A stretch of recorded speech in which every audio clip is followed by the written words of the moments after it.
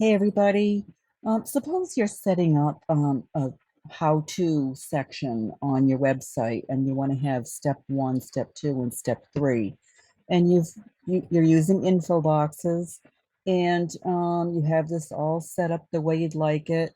And this took forever. I have to add a background color and change the font and change the corner radius and now you have to redo it for each info box. Well, you don't. All you can do is click on the first one and come up here to copy styles. And I'll click on the second one and paste styles. And on the third one and paste styles. Now all you have to do is change the media setting to an image. I'm sorry, to a number. And you change this one to a number as well.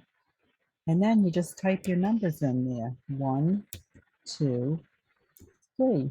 It's simple. Okay, thanks.